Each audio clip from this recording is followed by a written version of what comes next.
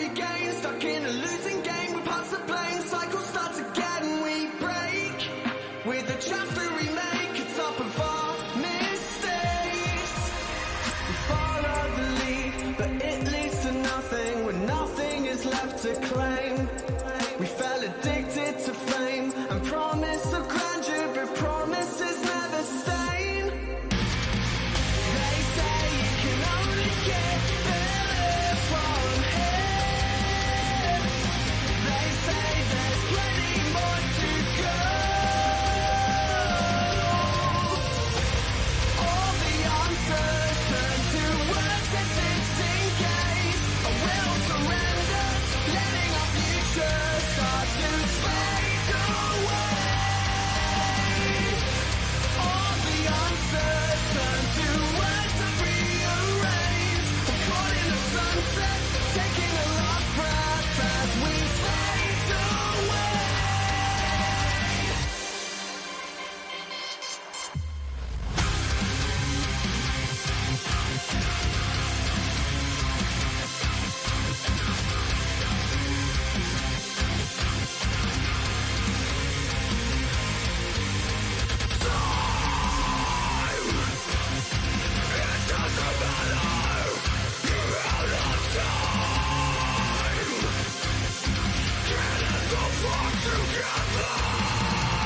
They say you can only get better from here.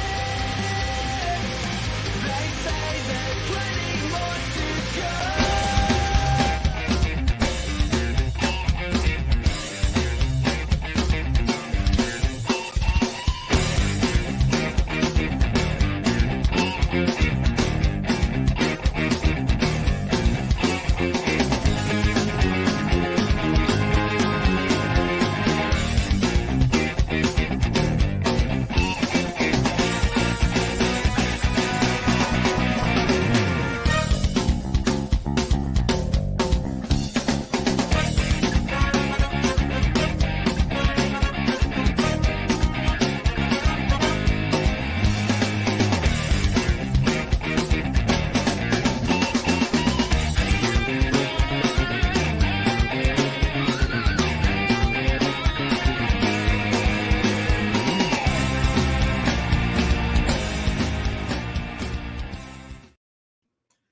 Hello, everybody, and welcome to episode 10 of Restoring the Roar. I am your host, Alex Loosemore, and we're here. It's 24 hours from now. We'll be at about halftime of Lions versus Chiefs. It's so close, you can almost taste it. I'm so excited for that game. I'm just ready for football to be back. I know we've had college football for the last couple of weeks, but now getting it all back, I cannot wait. And I know this guy's right here with me. What's up, Sean? How you doing tonight, man? Hope you're excited and hope you're doing well. So tonight it's going to be a bit longer of an episode. Going to talk the game tomorrow, obviously. I'll do keys to victory, what the Lions need to do to beat the Chiefs. I'll go through what my actual game prediction is for week 1, and then I'm also going to do my full season prediction. If you missed Sunday's NSD episode, we did the entire NFL prediction, and tonight, I'm going to focus more specifically on the Lions, do more in-depth for each game. And, so it'll be a bit longer of an episode, probably not too much longer. But, football is basically back. Thank you all for tuning in. Before I get into it, though, like to mention, as always, the show is proudly partnered with Zagnif Apparel. So you can use the code word FOOBS15 at checkout to get 15% off on select items. I'll scroll this banner down below. You can go to www.etsy.com/shop/Zagnif Apparel Design. That's where you will enter the code word FOOBS15 at checkout and get 15% off on select items. Thank you to Zagnif Apparel for the partnership. And, let's get into it. So, like I said before, I'm going to start off with the keys to victory here. So, it's going to be tough to take down the defending champs. I know Travis Kelce hyperextended his knee yesterday. He's listed as questionable for tomorrow. The only guy on our injury report is Emmanuel Mosley. Will not start the season with the Lions. He is out. I wasn't expecting him to play coming off that torn ACL from last year. So, that wasn't a surprise to me at all. Glad we're healthy otherwise, at least relatively. Always a good sign coming into the beginning of the season with essentially your full roster. As much as you hate to see a player go down, it would be great to not have to go against Travis Kelce, one of the, if not the top tight end in the game, dynamic receiving threat. I know if you're a fantasy guy, he's essentially a number one wide receiver in your tight end spot, so makes it a little easier to game plan. I mean, you obviously still have Patrick Mahomes. The interior of that offensive line is nasty with Creed Humphrey running the center there, and Joe Tooney, and I believe it's Trey Smith, the other guard there. One of the best O-lines in the country. The tackles, there where they are, I'm not big on them. I mean, Donovan Smith and Jawan Taylor's kind of a hit or miss guy. He's young, so he can still improve. But I love that the Lions are going against two fresh tackles in an offense, especially with like Hutchinson, Romeo Okwara, Charles Harris, James Houston, especially with that speed. I think they're going to have the ability to get after Mahomes. And that's my first key to victory is make Mahomes' life a living hell. If you can get the pressure on him, make him focus on something other than the receivers downfield, it's going to make life so much easier for the defense, for those defensive backs, especially if they don't have to cover as long. So get pressure, get after the quarterback, and try and get him down if at all possible. For that second level, those linebackers there, Isaiah Pacheco is so fast. So you got to be able to run with him. Jack Campbell's got that speed to go sideline to sideline. Prioritize getting him down. If we allow them to run the ball, then that sets up that play action, makes Mahomes that much more dangerous. So control the line of scrimmage. You'll probably hear that from me every game this year, especially since I'm a former offensive lineman. Number one is always control the line of scrimmage. And then offensively, controlling again, but control the clock. The way you beat these elite offenses is you keep that quarterback on the sideline. If you can run the ball, punish that defense, wear them out, not only does it make it easier to move the ball in the second half in that fourth quarter when that defense is all worn out, but it limits the amount of times you let Mahomes touch the ball. So I think if you can get after Mahomes, control the clock, run the ball, Montgomery and Gibbs, use them both, keep them both fresh, rotate them in. Amon-Ra St. Brown and those short passes. We don't necessarily have that deep threat. I mean, Marvin Jones is more of a jump ball guy. Khalif Raymond can be that speed threat, but they like him a lot more in the slot. So Jahmyr Gibbs is really going to be relied on for that speed, I think, tomorrow. I'm really excited to see how they use him. And this offensive line. I'm interested to see who they start at right guard. I haven't taken a look at the depth chart yet. I don't know if they posted one. But it was a really solid battle between both Vaitai and Glasgow. So I'm interested to see who's between Penei Sewell and I was just saying having an issue with Facebook. Ended or deleted. All right. Well, we'll see if it figures itself out. If not, I'll just post it there later on. It's working on the one Facebook page, so it's fine. Yeah, I mean, this offensive line is one of the, I'd say, top three offensive lines in the league. Their ability to punish defensive lines, run the ball, and pass pro. Jared Goff did not get hit many times last year. I expect that to be the case again this year. And I'm expecting big things from Goff as well. I'm hoping to see improvement. He was really good last year. One of the top 10 quarterbacks in almost every stat. Top 5 in a lot of them. But I want more. he's got the ability to improve in this offense. And hopefully, especially once Jameson Williams gets back, hopefully they can figure it out, get that deep threat going, and just make this offense even more dangerous. So, those are my keys to victory. Control the clock, get pressure, and control the line of scrimmage. As far as my game prediction goes, this is a tough one because for me, a lot of it relies on if Travis Kelce is playing. Because I think if Kelsey's out of the lineup, I think we have a very, very good chance to go in and steal that game. If Kelsey's playing, I'm not going to say we have no chance, but it makes it way more difficult, especially with a brand new secondary pretty much entirely. That would be a big test, game one, to try and control somebody like that. So I think if Travis Kelce's in, I'll say kind of like a 38-35 kind of loss, 38-32, somewhere in there. I expect it to be, I know originally, and when I was betting earlier, like a week or two ago, the spread was at 6.5. So I took the Lions to cover that 6.5 point spread because I do think it'll be within a touchdown within those 6 points. Now it's down to 4.5.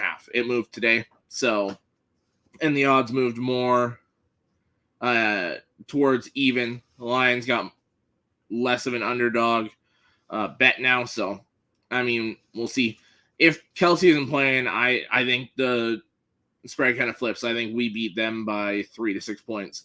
I don't think this game is going to be that far apart, like score-wise. I think this will be a pretty close game throughout.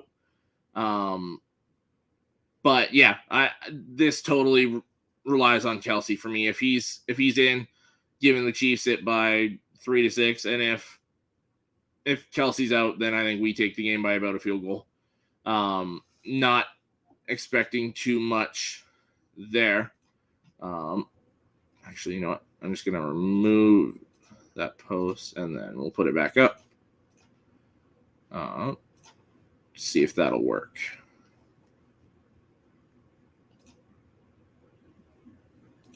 All right. Well, I'll try and figure that out later on. All right. I will bring up my other screen here with my season predictions here. All right. Let's see. Here, I'll put that full screen. So as you can see, if you're looking on the right there, I currently have the Lions at 11-6 for the season. I don't expect Kelce to play. And with Chris Jones out as well, that is a big piece. And that is the biggest piece missing on their defense. So I think that's where we'll steal it. So I got us beating the Chiefs in a close one. Week 2, Seattle comes to Detroit. I got us going on a bit of a run here. So we start 2-0, beating Seattle. I think it's another really close one. I think it's close like last year. Last year, if you don't remember, it was 48-45 for Seattle. We made a lot of mistakes, though. So I don't expect it to be too big of a spread, but I do think we take it this time. I think we're going to be less mistake prone, and I think we'll handle the game a bit better this time. Take the win, go 2-0. Week 3, staying at home, Atlanta comes to us. For me, if Atlanta had a better quarterback, I could see them taking this game because they improved that offensive line. They improved that defense. Obviously, getting Bijan Robinson. You have Drake London, Kyle Pitts. So you've got a solid roster there. You just need a quarterback. And I do not trust Desmond Ridder. I really don't.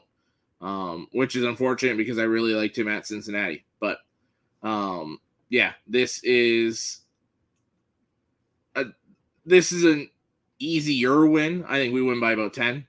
I don't think any of these wins this year are really that easy, but I think we'll take it by about 10. Week 4, we go on the road Thursday night to Green Bay. I think if we were on the road against Green Bay later in the season, I'd feel a little worse about it. I think Jordan Love's still going to be new enough to the offense and to being a regular starter that I think we take it. I also I don't trust their offensive line either. I mean, Bakhtiari's getting older. He's injury prone now. And the offensive line as a whole showed quite a few weaknesses last year. I mean, in both games that we played them last year, we made Aaron Rodgers' life hell. So I don't expect too much different with Jordan Love being in there. That defense is legit, though. So I see this being pretty low scoring. Probably somewhere in the range of like a 17-7, 21-10 kind of game. I think we take it comfortably, but nowhere near a blowout. Week 5, not Dallas. Carolina comes to us. Dallas is later, way later in the schedule. Carolina comes to Ford Field. Former Lions running back coach Deuce Staley makes his return. And I think this is a really good game, a really close game. Our defense is vastly improved from last year. And a month into the season, I feel like they'll be ready to defend that run game. Deontay Foreman had a great game against us. He's not there anymore. It is Miles Sanders, though. Miles Sanders has experience playing against us, played very well in Philly last year. They got a decent offensive line, potential to be a top 5 defense. I think if it's in Carolina, I'd probably lean Panthers, honestly. But the fact that it's in Detroit, the Lions have played really well at home the last year or two. Not 2 years ago. They didn't do much well 2 years ago, but last year they played very well at home. So I will take the Lions here. And then week 6, Bucks come off a bye, host the Lions. This game is going to be very close too. The Bucks have a very good defense. I think what's going to be the weakness here is the offensive line again, because they've got weapons galore. I mean, Evans, Godwin, they're young guys. Alec, thank you for tuning in. So what did I walk into? So I was talking the Chiefs game earlier, and then now I'm just going through my full season prediction for the Lions. And perfect timing. You want me to put? I mean, I had the camera. I just had it off so people could see the other side, the full record I had for some of those AFC teams there. Yeah, just going through the season predictions. Funny you showed up now because I was literally just talking the Bucks game, and I think your offensive line is what's going to be the weakness there, especially no Ryan Jensen. I think that interior of the offensive line is going to get exposed. I hope they just put Hutchinson up against Gadecki all game because I think he'll expose Gadecki. I also do want to see the battle between Hutchinson and Wirfsell because that's 2 young guys at the top of their game. It's not going to be that bad, Alec. I do expect kind of like a 27 to 14 kind of game. Like I think we take it comfortably, but I don't think it's going to be that easy, especially going to you guys. You guys still have a very good defense. He says it's going to be that bad. I don't see it getting that bad. I mean, it could. It absolutely could. If Baker Mayfield implodes like he can, he said it's going to be bad. Let's see. Week 7, though, is where I have the first loss. So, going to Baltimore, the last time we played Baltimore, Johnny will never let me forget this. Justin Tucker hit that record-setting field goal to get the win against us. And, that was one where at the beginning of the season, a couple years ago, I said that was one where I felt like we were going to get that win. and we almost did, but I think it's kind of the same scenario here, especially if Lamar's healthy. I think they take this. If it's Huntley or Josh Johnson or someone like that in, I think we take it. But I expect Lamar to be playing and going to Baltimore. That defense is still very good. And that offensive line is good. You got Lamar, you got Dobbins, hopefully. You've got Andrews, and you've got receivers now. So I think this is where the Lions take that first or possibly second L. Like I said before, Alec, you weren't here for it, but I said if Kelsey is playing, I think the Chiefs take it. If not, without Kelsey and Chris Jones, I think the Lions take it. And week 8 before the bye, we host the Raiders on Monday night. I said before that I didn't think there was going to be really like an easy win. They'd all be pretty close. I lied. This is, I think we'll manhandle the Raiders. I think that one could get ugly. And I think this is the one that really puts the rest of the NFC on notice, I think. Because I think if we beat the Chiefs, then you can use the excuse of, oh, no Chris Jones, possibly no Travis Kelce, and even if he plays, he's going to be banged up. So I think there's reasons there why they would lose. But I think if we destroy the Raiders on primetime on Monday night, I think that puts the rest of the NFC on notice. Slide this down for the other part of the roster or schedule here. So after the bye, we go to Los Angeles to play the Chargers. This is another loss. I mean, the Chargers are a very good football team. As long as they stay healthy. That's been their big issue. But I think I'm excited to see Goff and Herbert go at it. Excited to see our secondary versus their receivers, especially by week 10. They've had the time to gel by now.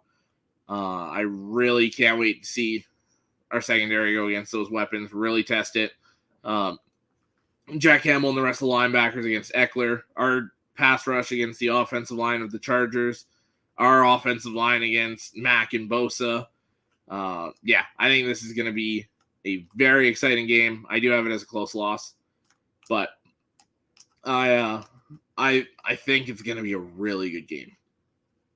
Coming off that game, we come back home and host the Chicago Bears, who, with the red kind of bye thing there, I think that means they play on Thursday night, the night before. Or the week before, sorry, not the night before. I've got this as a win. The last few years when Chicago comes to Detroit, we've kind of owned it. I mean, obviously, I think it was Thanksgiving 2 years ago when we were still winless.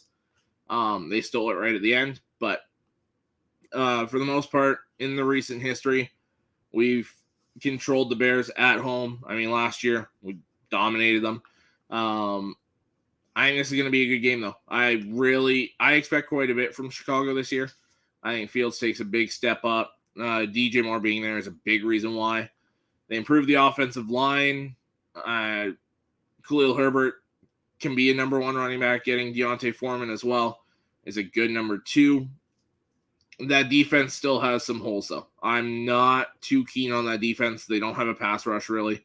When you pay Yannick Ngakoue $10 million partway through training camp, that shows you don't really have a pass rush. So I think our offensive line against their front 7 is where we really take control of this game. And we're week 11, 8-2 with the bye. So I think that's really good. I think a lot of people would be really happy with that. Hosting the Packers on Thanksgiving, we get the sweep on the Packers. Like I said, if we went to Lambeau later in the season, I don't like it as much. But getting them early on in the season and then them coming to us for Thanksgiving, both Packers games on Thursday, that's kind of interesting. I think them coming to us at home, I don't think this one's really close. We'll probably beat them by 2 scores, 14, 17, somewhere in there.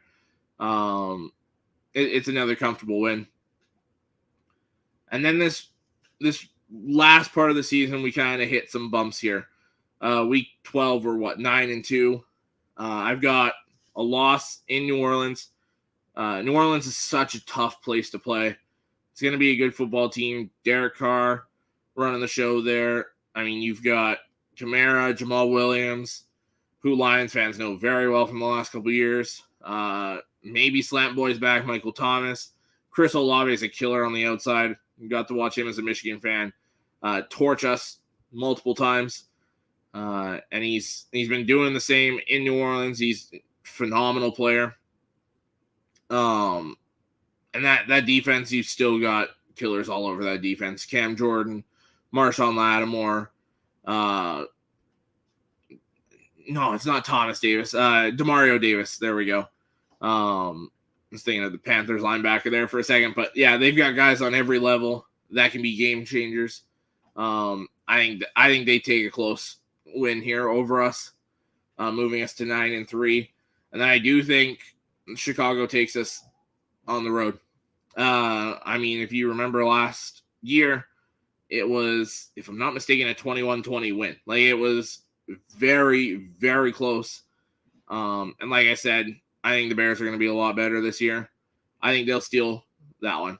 I really do. I wouldn't be shocked if we take it, but I'm leaning more towards that one here. I was kind of in between that one or Denver stealing it from us at home. But I think it's more likely we lose in Chicago than home versus Denver, even though Denver's defense is going to be nasty. I just don't trust Russell Wilson. So, yeah, winning against Russell Wilson there and the Broncos. So we are, 10-4 after week 15. Week 16, we haven't done well against Minnesota in Minnesota in ages. I think we've won once in the last 10 years in Minnesota. I don't expect that to change. I think they take it, even though that defense is awful. I think that offense is going to be nasty enough that they can steal it from us. They just signed Hawkins into that big extension, locking him up. Obviously, you've got Justin Jefferson, who's probably the best receiver in the game right now. Really good offensive line. We'll see what Alexander Madison can do as the number one back now. I don't like that defense, but I think it's going to be enough to get a win. And just like Minnesota, we don't do well in Dallas. I mean, obviously you can say, well, we've won once or twice again in the last decade. You can add another one in there, getting robbed in that playoff game in 2014, but at the end of the day, that's still an L. So, and I think Dallas is another really good team this year. I think the top of the NFC is really obviously the Eagles and Niners, and then I think right under them is Dallas and Detroit this year. I think they're a step down from those other two, but I think they're two teams that can absolutely make some noise and beat one of those two come playoff time. But I think Dallas at home takes Detroit in this game. And then week 18, the Lions have already clinched the division at this point because I'd have the Vikings 8-8 and the Lions 10-6. But the Lions take it at home, trying to push for that playoff seeding. And by doing so, they actually get the 2 seed. So let's see if I can get it here. The wild card round here. What did I have for my playoff predictions? I had in the AFC, I had Pittsburgh, Cincinnati, and the Jets. And then I had Dallas. Oh, those 4 I was talking about. Dallas, Philly. Detroit ended up getting the 2 seed. So instead of having to play the Giants, which I like that matchup a lot less, they get to play Seattle again at home. I know it's hard to beat a team twice, but I think we take them. To me, they're similar rosters, but at that point, it's just Goff over Geno for me. So I'll take the Lions in that game. And then the NFC divisional round. Well, I'll do both divisional rounds. I'll show you guys my whole playoff here. I had Cincinnati over the Steelers. I actually gave the Jets the win over Kansas City. I just think that defense might be enough to cause them some problems and steal that win, especially without Orlando Brown Jr. I think he's the big missing piece for that offense, especially come playoff time. And Andrew Wiley as well, the tackle that went to Washington. So I think losing those two and having to replace them with Donovan Smith, who, Alec, as well as all the other Bucs fans from when we do the NFL edition, he's not good. So, I definitely expect them to regret moving on from Orlando Brown and Andrew Wiley come playoff time. But, I think they lose that there. I've got San Fran, and then this one, I've kind of gone back and forth. For the longest time, I had the Lions. I like the matchup being at home. But I am going to go the Eagles. That's what I also did in my NSD predictions. I had Detroit up there for so long, and then I believe Chris was doing his prediction. And I was sitting there just staring at it, and I was like, yeah, no, I can't. I think the Eagles take that. They're still the better team. But I think it's a very close, very fun game. So my actual Lions prediction, very close to, if you watch Pat McAfee show, what Foxy says every year, he says 10-6 or now 10-7 and a playoff win. I got 11-6 and a playoff win. I'll just push you through the rest of my prediction here. I have the Bengals over the Jets, I believe. Yeah. And I have San Francisco beating Philly at home this time around. And then I have Cincinnati actually beating San Francisco. So for my season prediction, the Cincinnati Bengals are your Super Bowl champions.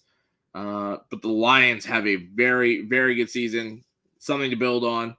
And something Lions fans that have been watching for a long time can be proud of.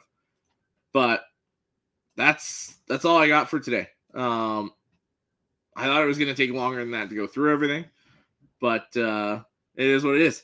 Like I said, 20 or 24 hours from now, we're already into the third quarter. So sit back, enjoy the ride. It's going to be a long season. It's going to end quick though. And let's have some fun with it. So I'll be on for the NFL edition tomorrow during the game.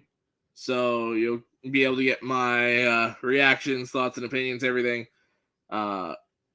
during the game on the NFL edition. And I'll be back next Wednesday to recap that game and be looking forward to Seattle's game. Recap Kansas City, preview Seattle. And I'm excited to go through the season with you guys. And I will see you next week.